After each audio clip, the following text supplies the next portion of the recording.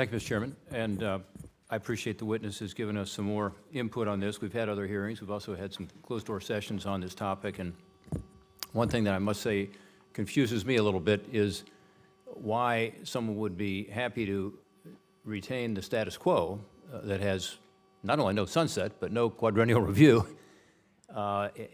instead of moving forward with something that is admittedly a compromise between members of this committee who have very different views, but does provide a requirement that the President of the United States send up to Congress a proposal every 4 years to either renew the existing authority or to modify that authority or to repeal that authority, which kicks off a process that Congress can begin to take. Look, I don't think a new AUMF is needed to deal with ISIS and associated forces. I think, you know, you're right about that, and I think others in this committee would agree with that for the most part.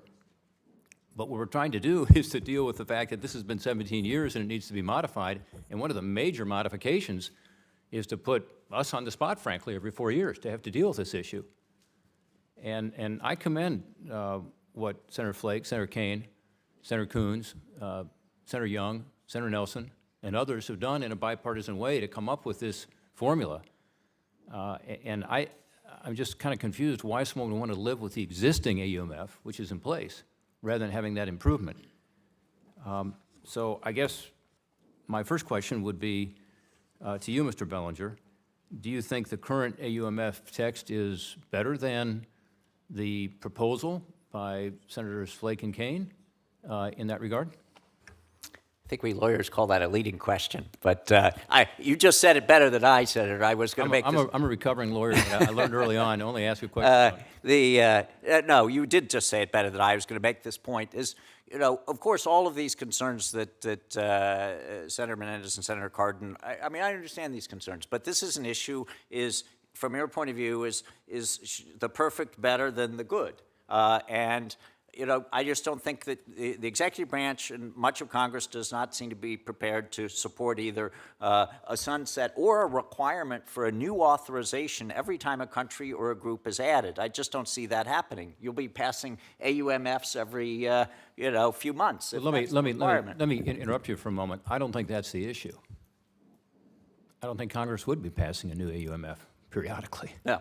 I agree with you. So I think Congress would sit on it, and I think some members of this Senate would choose to filibuster it, and I think that we would not be providing the ability for our armed forces to be able to protect us from a very real terrorist threat that's out there. That's the point. I mean, if you had a sunset, and assuming I understand your point of view on this, and I've been on both sides of Pennsylvania Avenue, and I was in the counsel's office at the White House many, many years ago.